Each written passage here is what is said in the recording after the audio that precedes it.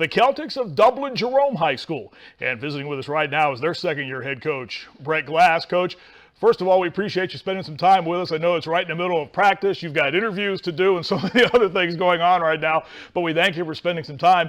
We'll talk about your football team and your program here in a moment, but you and I talked last year before one of the games we did on Spectrum TV last season with Matt D'Orazio. It was your first go-around as the head coach at Jerome, and you ended up having a very good season last year. But it had to be a tough move for me. You're a Jonathan Alder guy. You graduated there, you played there, but this is one of those special type of jobs that if you were going to leave your alma mater, it would be for a position like this, right?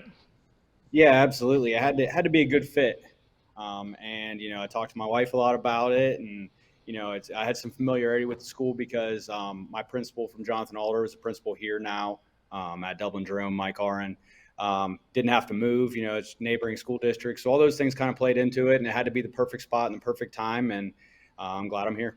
It's a program, and it's a district, rather, that's just oozing with talent. All three schools, yours, Kaufman, and Dublin Scioto, there's just a plethora of talent running through the halls at all of those schools. And that has made, I think, the transition a little bit easier for you. I mean, you walked into a program that was pretty well stocked when you got there. Yeah, absolutely. Coach Guestwich, who was here before me, did a really good job. Kids knew how to work. They were tough kids. And we've got, really good skill kids and good offensive linemen. And like you said, the cupboard wasn't bare. It definitely was something I looked into. When you're thinking about taking a job, you want to make sure it's a place you can be successful. And Jerome definitely is that. So yeah, it's been a great transition into year two. And like I said, we have really good kids. And like you said, a lot of talent walking the halls. How much easier, Coach, does that make it? And you hit on a key point, and almost every coach we talk to on this program says the same thing. We have good kids. And a lot of times that's a generic coach's term, I guess. But with a lot of programs, that's accurate, and it's 100% true. And I think you saw that last year with your players having to go through a transition with a new head coach, and it's carried over to this year. You really have good kids in your program, don't you? Yeah, absolutely. Not just good football players, but good young men that do the right things in the classroom. And I know I'm getting to coach speak and all those things, but really good young men that compete their butts off each and every Friday night, because without that, no football program is going to be very successful. When you were at Jonathan Alder, you ran a style that worked for the program and for the type of talent that you have. Did you make any major changes when you came to Jerome, or did you instill that same type of style that you like to run on both sides of the football?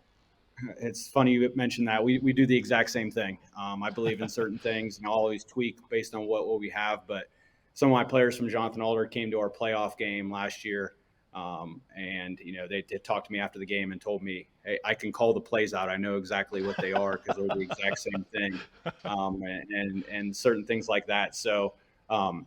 Yeah, really haven't changed a whole lot, even terminology-wise. Our kids from Jonathan Alder could probably come over here and play right now just because it's very similar. But we're always going to tweak what we do year in and year out based on the talent. But pretty much the same thing, and that's a testament to the kids here that have been able to adapt to what we feel is the best way to win.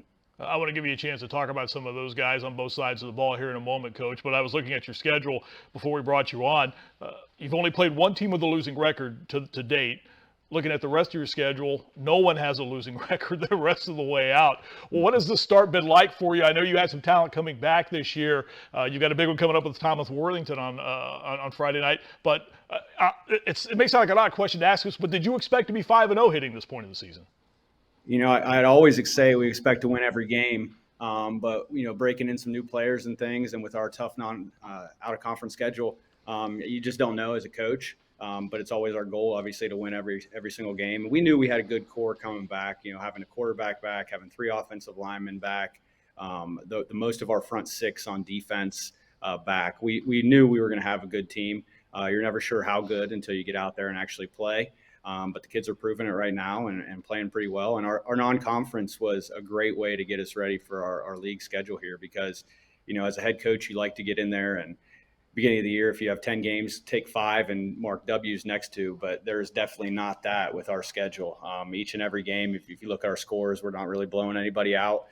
We've been down a few times in the second half, and our kids have battled and gotten us here to 5-0, and that's going to help us moving forward because it's not going to get any easier as we move into conference play. When you play an intra-district rival, as you did a couple of weeks back when you took on Kaufman, and knowing the success that Kaufman has had over the years, there's a different feel about those games, aren't there? When you play that style of game against that type of opponent that's had, I mean, let's face it, they've kind of been the big dog in the area for a long time in that part of the city as far as high school football is concerned. They've had a pretty good run. But to play them, it's a different week and it takes on a different type of intensity, doesn't it? Yeah, I think our kids know a lot of their kids know a lot of our kids. Some of the coaches are pretty close. Some of their actual coaches at Kaufman have actually coached here with some of the guys that are holdovers from Coach Guestwich's staff previously. So everybody knows everybody.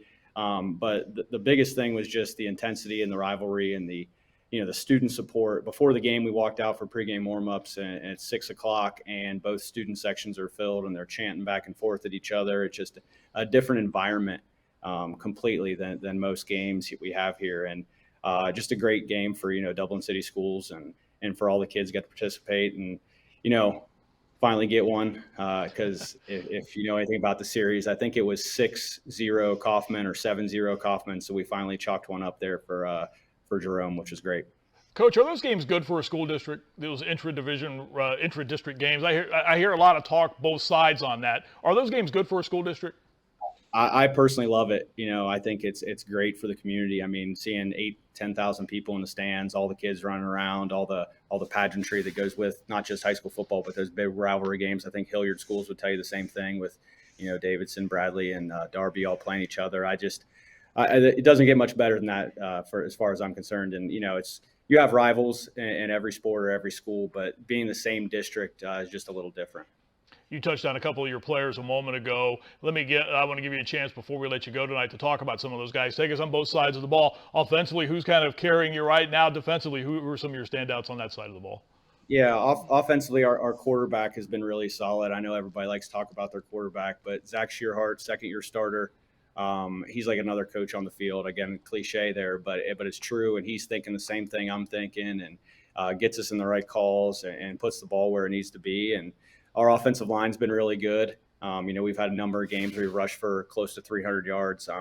So those guys, our starting offensive line, Dave McClinsky, Colton Bauman, Mason Williams, Preston Weston Scow, and who am I forgetting? Kyler LaRosa, who is an absolute beast on both sides for us. And then our running backs have done really well running the ball. Luke McLaughlin is our leader, is a little banged up right now, but we're hoping to get him back soon. And then Kale Hawk has done a good job filling in for Luke. And then, our receivers, Zach Thomas, Merrick Zagornis, Braden Alford, Preston Stuckey. So I know I named a lot of guys there, but it hasn't been a one-man show. It's not one where we're, throwing it every single play or run it every single play. So everybody kind of has to do their job. And defensively, our standouts, LaRosa has been an absolute man on both sides, defensive tackle, but also plays offensive line. Against Dublin Kaufman, he's 6'2", 280 pounds, and it was 80-some degrees, and he didn't come off the field for one offensive or defensive snap, played the entire game, which is just super impressive. Brady Sestilli is another guy that's in 5 games has over 50 tackles, played inside linebacker, has been really good. And just all around our defensive front, Derek Hole, Caden Lockwood, a couple other guys in the front 6 have played really well. And our secondary's grown up. We start mostly juniors there. So, and then I can't not say Carter Holden, our kicker, obviously in the Kaufman game, made 3 field goals, and that was the difference in the game. We won by 9. So, all around, just a huge effort by all of our guys so far, and just want to keep it going. You said something a moment ago about the Kaufman game where it was very warm and humid that night. It was 90 degrees on the practice field today. It's going to be like in the 60s on Friday. What was that like? Did you do anything different this week or you just, well, it's what it is. Let's just go out and practice and not worry about it? Yeah. I tell our kids we can only control what we can control, and weather is not one of them. So we just kind of do it. Now today we had to kind of navigate some stormy weather around, and thought with storms and everything, and you can't really do anything about that either. But yeah, it's going to be 90 today, and then 65, probably about 60 at kickoff on Friday. So I remind them to still hydrate and all those things we've been doing all year. But definitely a strange feel, and especially tomorrow when we come out for practice, and it's probably going to be in the low 60s as well. So, but yeah, I didn't really do anything different. Just maybe make sure we're hydrating all those things a little more when it's 90 degrees in late September. You touched on Friday, a big one with Thomas Worthington coming up. They may have surprised a few people. They're 4-1 going into Friday night's game. Give me some thoughts on the Cardinals team you'll face on Friday night. Yeah, just very well coached. Do a lot of things offensively, throwing the football. They also have a good running back, but they're going to want to throw it around a little bit. And the biggest thing with them, I think, and Coach Piketty would tell you this, is they started a lot of young guys last year. And we went over there and played them, and it was a close game for a half, and then we kind of pulled away. But you could see it coming that they were going to be a solid team this year.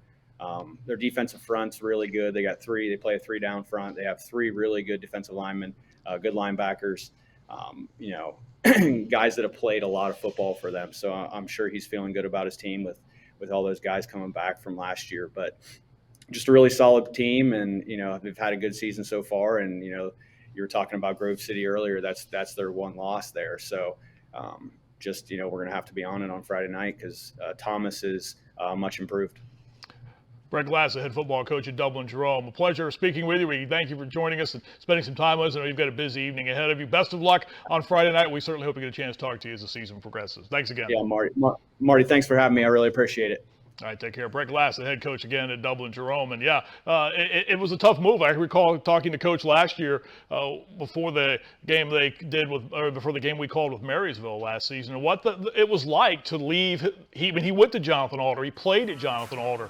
He coached at Jonathan Alder, and then to make the move. And again, a very close. If you're not familiar with that part of the region, it's not all that far from Jonathan Alder to Dublin Jerome. So to make that move from a logistical standpoint wasn't very hard, but from maybe a emotional standpoint was one that he had to deal with, and it certainly worked out very well for him. So again, we appreciate Brett Glass for joining us and thank him for his time, and best of luck to his team. Big game with Thomas Worthington coming up on Friday night.